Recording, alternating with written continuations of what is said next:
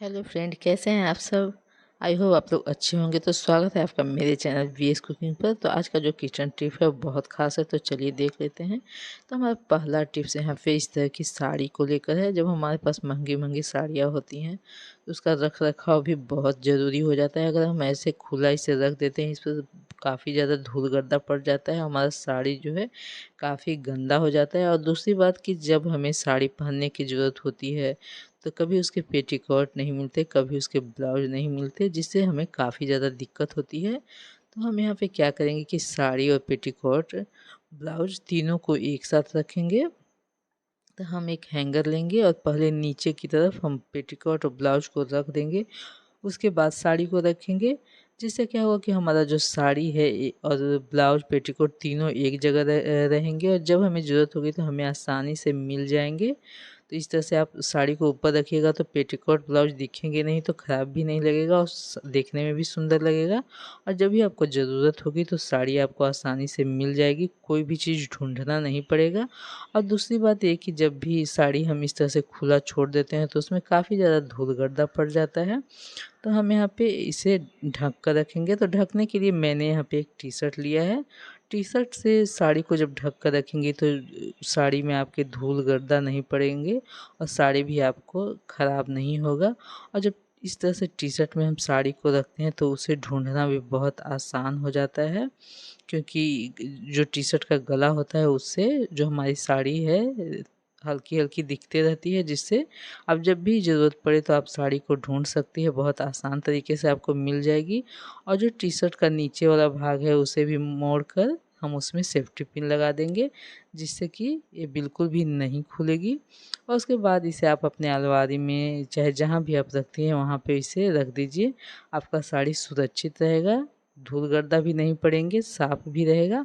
और इस तरह की साड़ियों की देख रेख करना भी बहुत मुश्किल होता है। तो इस तरह से जब आप रखेंगी तो आपका साड़ी बहुत ही अच्छे से सुरक्षित रहेगा। तो ये देखिए मैं यहाँ पे सेफ्टी पिन इस तरह से लगा दे रही हूँ। इसे मैं अपने अलमारी में इस तरह से हैंग करके रखूँगी। तो आप देख सकते हैं फ्रेंड, देखने में भी कितना सुंदर लग रहा है और हमारा साड़ी भी सुरक्षित है। तो उम्मीद है कि ये टिप्स आप लोगों को पसंद आई होगी। तो चलिए अगला देख लेते हैं। तो अगला है यहाँ पे साबुन की रैपर को लेकर।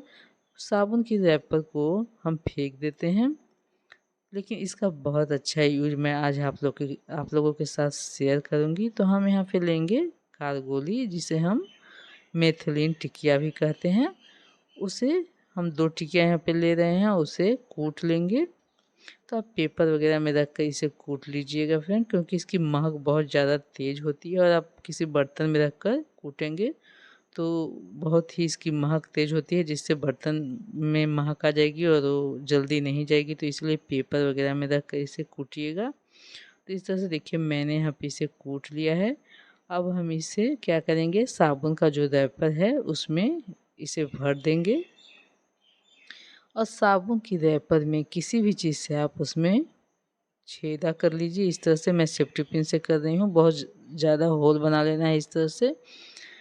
और उसके बाद हम सेफ्टी पिन को इसमें लगाकर इसे का इस्तेमाल हम अपने बाथरूम में करेंगे, जिससे क्या होगा कि बाथरूम की जितनी भी बैड स्मेल है वो सारी ख़त्म हो जाएगी। बारिश के दिनों में क्या होता है कि हमारे बाथरूम से बहुत ज़्यादा बैड स्मेल आने लगती है, लेकिन इस तरह से आप साबुन के रैपर को रखेंगी मेथिलीन टिकिया के साथ, तो जितने भी आपके बाथरूम के बैड स्मेल है वो सारे ख़त्म हो जाएंगे। तो यहाँ देखिए मैं इसे हैंग कर दे रही हूँ इस तरह से। तो इससे आपके बाथरूम की जितनी भी बैड स्मेल है वो सारी चली जाएगी। तो उम्मीद है कि ये टिप्स आप लोगों को पसंद आई हुई। तो चलिए अगला देख लेते हैं। तो अगला है यहाँ पे प्लास्टिक की बोतल को लेकर। इस तरह की बोतल तो हमारे घर में आते ही रहते हैं, लेकिन हम कूड़ा समझकर उसे फेंक देते हैं। लेकिन आज इसी का हम एक बहुत अच्छा ऑर्गेनाइजर बनाकर तैयार करेंगे। तो हमें करना क्या है कि बोतल को इस तरह से काट लेना है।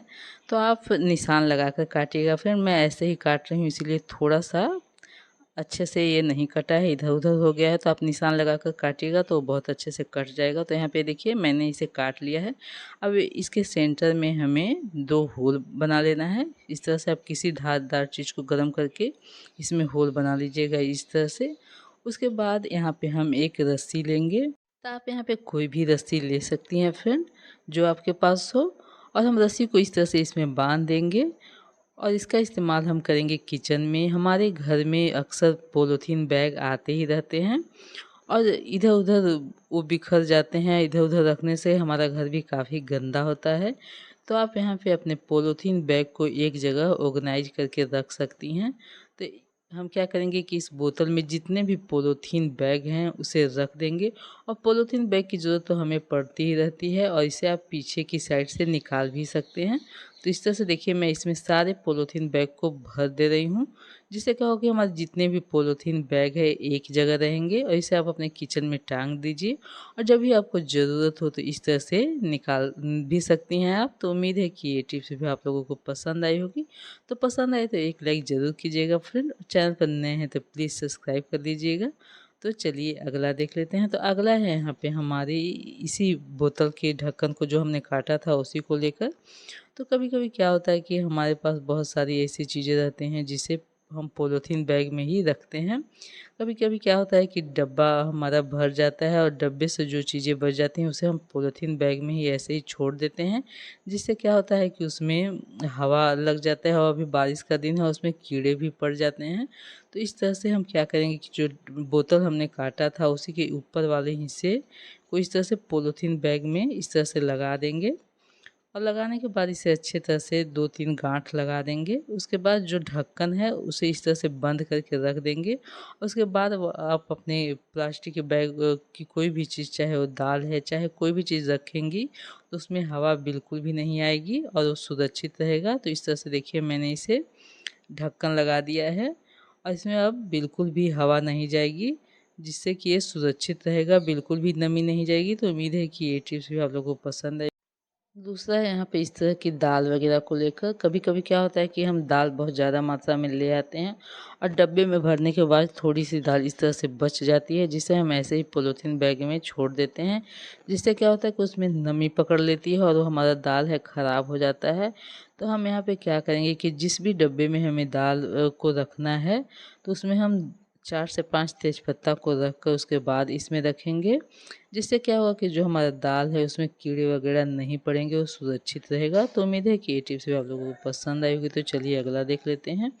तो अगला है यहाँ पे फ्रिज को लेकर। फ्रिज में हम जब भी कोई चीज़ रखते हैं, मिठाई वगैरह, साग सब्जी वगैरह, तो बारिश के दिनों में उसमें से काफ़ी ज़्यादा बदबू आने लगता है और जो जिसकी स्मेल बिल्कुल भी अच्छी नहीं लगती है। तो हम क्या करेंगे कि यहाँ पे एक कप लेंगे, उसमें हम 1 चम्मच सर्फ को डालेंगे, आधा चम्मच चाय पत्ती ले लेंगे और आधा चम्मच नमक डालकर उसे फ्रिज में रख देंगे। जिससे क्या हो कि आपके फ्रिज की जितनी भी बैड स्मेल है वो सारी निकल जाएगी। तो उम्मीद है कि ये टिप्स भी आप लोगों को पसंद आएगी। तो चलिए अगला देख लेते हैं। तो अगला है हमारा इस तरह के तवे को लेकर, लोहे के तवे को लेकर।